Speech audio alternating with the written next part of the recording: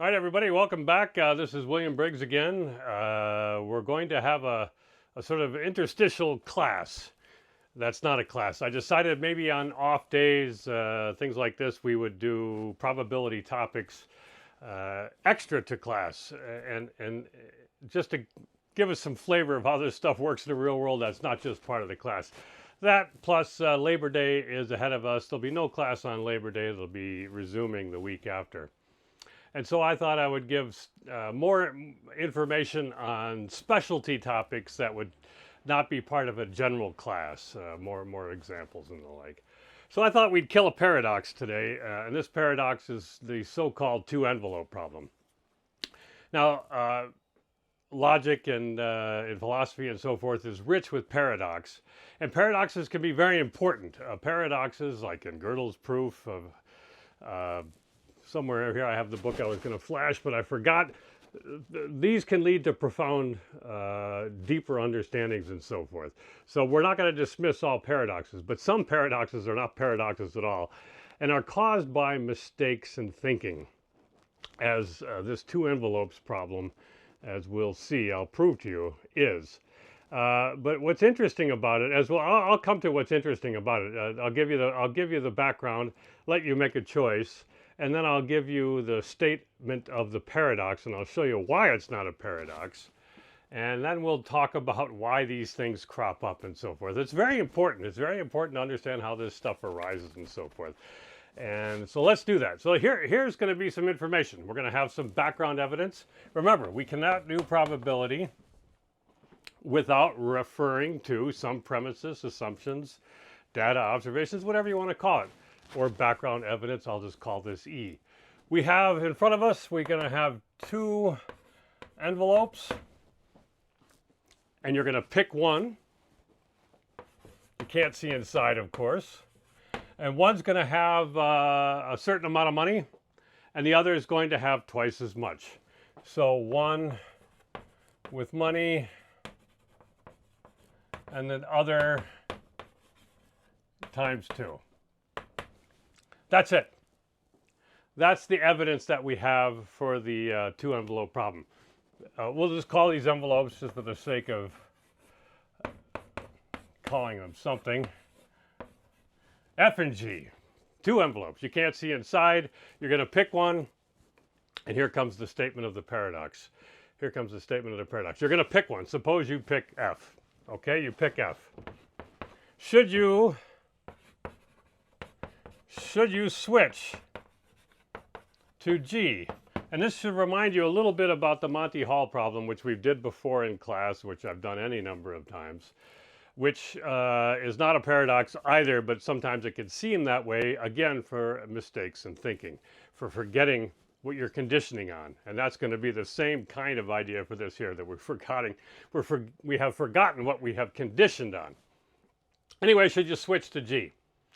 That's the question. I'm asking you before we get to the paradox. I haven't actually stated a paradox here. You picked F, whatever, or you presume if you wanted in your mind, you're picking G. Should you switch to F? If you picked F, should you switch to G? What's your answer? Well, if you're like most people without probability and mathematics training, you'll say, what's the difference? I don't know which is which. One's got a certain amount, one's got double it. I don't know which is which. And you're quite right. That's the answer. That's the answer. There's no getting around that. But I'm going to prove to you that's the answer. And now I'm going to show you why it's seemingly a paradox to some people. Okay, so in order to do that, we need to add. This is how the paradox arises, because people add math. We're going to add mathematical ideas. If you remember from class, the expected value of a bunch of outcomes is the probability of each outcome multiplied by its value, and the sum of all of those. So that's kind of difficult to remember. So let's look at the expected value of a die throw. And it's a misnamed thing, unfortunately. I think it's a very unfortunate name, expected value. It's not expected at all in an English sense. The reason it was introduced into probability, this particular topic, because of physics and the idea of statics, not statistics, but statics, and moments, you know, like centers of mass and all this kind of a thing. A very useful topic in those fields and so forth, and it's sort of carried over into probability and statistics, and it has its uses. No argument about that, but it's very unfortunately named. So let's look at a die throw. Well, the first outcome can be a 1, and with our usual premises, the probability of that is a 6th, and then 2 is another outcome, whoops, times 1/6, and so on up to 6 times 1/6. If you add all that up together, you get 3.5. So the expected value of a die toss is 3.5. Of course, you're never going to get 3.5. It's impossible. But on average, if you were to take a bunch of them and so forth, but why are we interested in a bunch of them? We're interested in one. So it doesn't work. So the idea in decision analysis is if you have a choice between, this is not probability. Decision analysis is not probability. However, it's often lumped together with probability. In decision analysis, the idea is if you have two possible choices and one has a higher expected value, you should take the one with the higher expected value. So just to give you, and this is not a crazy rule or anything like this, but it's not always the best rule, and it might not work for you in particular situations. So let's look at, suppose we have a die that's not 1 through 6 like the ordinary ones, but it's got the numbers, here's die 2, and it's got the numbers 2, 3, all the way up to 7. Instead of 1, 2, 3, 4, 5, 6, it's got 2, 3, 4, 5, 6, 7. Well, the expected value of die 2, given this info, is 4.5. So if you were going to play a game in which you wanted to pick one of these dice, either die 1, this one, or die 2, and you wanted to get the higher score, well, you'd pick die 2. It's not that complicated, but that's expected value. Okay, so we need that expected value calculation in order to understand the paradox. So let me get rid of that.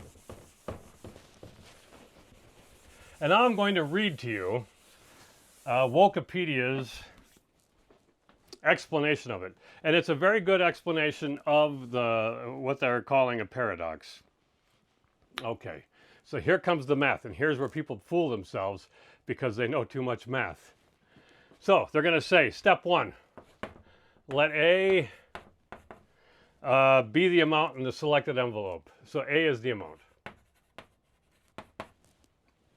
Fine, notation, no problem so far. And they say the probability, they don't say the conditional probability, but all probability is conditional, but they get this right. The probability A is the smaller amount, A is smaller, is 1/2, and the prob that it's the larger is 1/2. Okay, that's right. No problem. Then they say the other envelope, you've picked one, suppose it's F, doesn't matter. The other envelope may have either 2A or A over 2. Okay?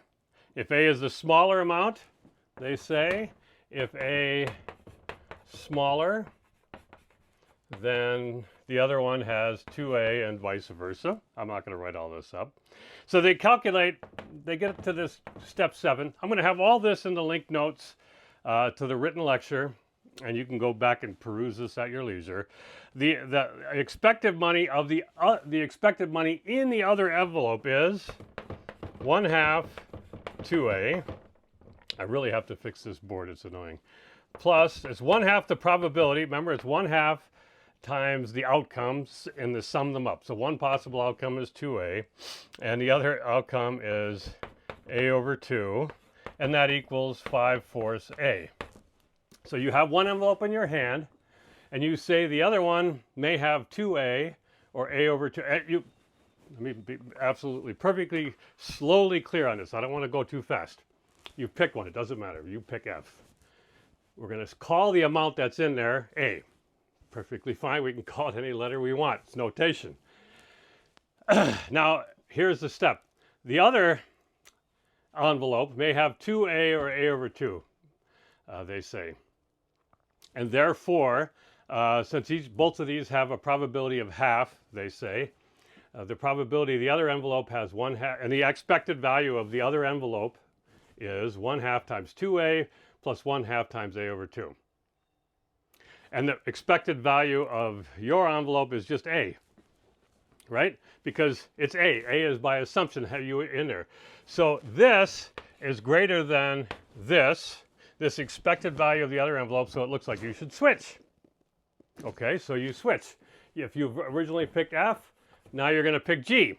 All right, let's calculate the value of F, the expected value of F. Well, F may have either, you have A again, and so F might have 2A or A over 2, and you get the same calculation. So it makes sense to switch back, and then it makes sense to switch to G. And you go back like this ad infinitum. This is all wrong. It's just wrong. And there's a mistake here. And if you don't see it and haven't seen it yet, I want you to pause. Don't look at the notes below. Don't click on the lecture. I want you to pause the video right now, wherever you are, and think about it. There's a glaring, huge mistake here that there's been a few people who have recognized this, but not many, as I'm about to prove to you that too. But see if you can see it. So I'll pause here. Are you back? Here we go.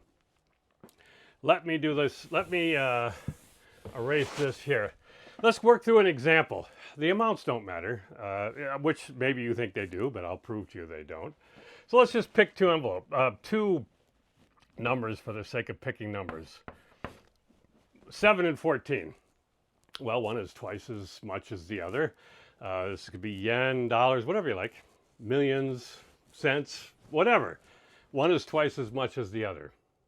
Now, not thinking about this, so let's just think about probability. What could happen? Well, we could have F can have 7, and necessarily, then G would have 14, or this is one event. This is one event. This is how the mistake starts to creep in, is failing to understand that's one event. If you're the guy sticking the money in the envelope, you're sticking 7 in F, and then you got twice as much. You have to stick 14 in G. You're stuck. Or we have the entire event. F could be 14 and necessarily then G equals 7. Now this, if you're the stuffer, these are the only two outcomes that you have. Nothing else is possible for you to stick into the envelope. Right? If you can't see this, you're really going to be lost. Now, if you're the guesser doesn't know which of these two outcomes. This is an outcome. F equals 7 and G equals 14. That's one outcome. F equals 14 or G equals 7. That's a second outcome. And given the premises that we have, each of these has probability of a half. No question about that. Now let's go back and look at the definition of the paradox. Now, we'll call this amount, whatever amount we have, doesn't matter which one we're going to pick, we can still have A. That's still okay, it's fine, it's just a letter. Just say how much we have. If we have envelope F, we're going to claim we have A, whatever A is. Now, what can G have? The statement of the problem says it could have 2A. If F is 7, it could certainly have 2 times A. In fact, it must have 2 times A. But it can't have A divided by 2. If F is 7, this is now impossible. It's not possible. You can't have $3.50 because the amounts are 7 and 14. That's it. Or likewise, if you had picked F and F had 14, you can't have in the second envelope 2 times 14. That's 28. Doesn't work. It just doesn't work. These are impossible situations. And then we calculate that expected value on impossibilities. There's no chance that they're true. And I assure you it works if you just picked, all right, well, there's some trick, Briggs, that you got 2. They don't tell you how much it is. It could be any amount. Well, it can't be 7 and 14. It could be X or 2X. I promise you, and you can look at the written lecture notes. I'm not going to do it on the board here, but it's exactly the same. If it would be X and 2X. Maybe I will just do it since we're here. Or we have 2X and X. And if you have picked the one with X, you could certainly have 2X in the other envelope, but you can't have X over 2 because the minimum is X. So X divided by 2 is not a possibility. It can't be done. So the whole thing is just premised on it's an equivocation. It's forgetting what A stood for and forgetting what's in the envelope. We have failed to condition for what is in the envelopes. And that led to this paradox. Well, why is it a big deal? Okay, I'm going to put a link onto the web. I'm just going to read you a few things. Again, this is from the Wikipedia article. It goes on and on, just on and on and on. I mean, you think it's never going to end. It's my favorite. There's just been people attacking this problem, trying to come up with, oh, here's the Bayesian solution. Here's one with improper priors, and here's one, Smolyan's thing, when if we use a non-probabilistic solution and a certain kind of forced logic and blah, blah, blah. Or my favorite title of all the articles, a gain from the two-envelope problem via information asymmetry on the suboptimality of randomized switching.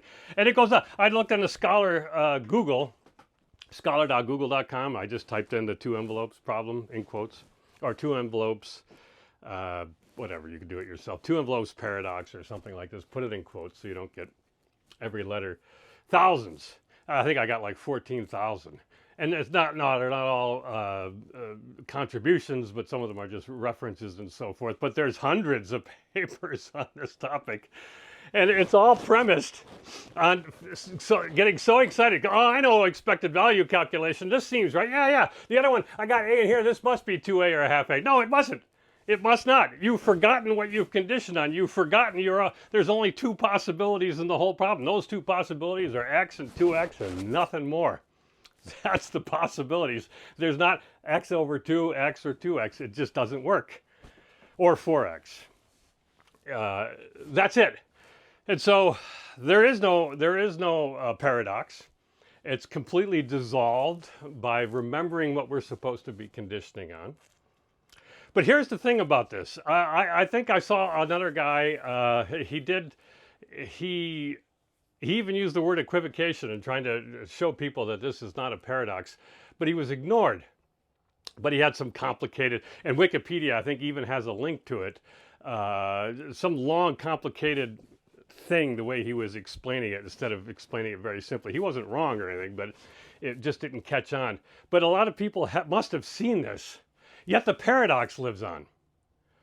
So why? Well, it's notation. Notation kills us. I've warned you. Remember, I've warned us many times, but on the first day, number 1 day, class day, number 1, that notation can be a tremendous benefit to us. It can greatly facilitate our calculations, all this kind of a thing. But it can also be a dire curse.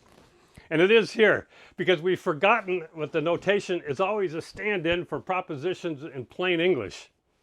When we turn everything into propositions in plain English, the paradox disappears because we don't use the notation. But sometimes we should use notation. So the people that were so excited to get to that problem, using notation and so forth, using all the math they know, and they just went to town.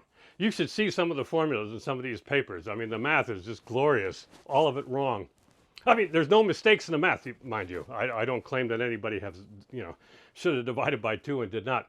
But it's all based on a faulty premise. The larger point, though, so these paradoxes continue. And James has a whole section on this, on some paradoxes involving infinity in his chapter 15 of his book, which we'll come to much later. And I have some in my book, which we're going to resolve in the coming weeks, too, when we keep talking about what probability is not. If you're like a lot of academics, you'll see this demonstration. And you'll see the enormous body of literature that has developed out of the two-envelope problem, the two-envelope so-called paradox. And you're going to try your best to rescue the paradox. You're going to try to say, oh, Briggs must be wrong in this area here, and that this is really the case.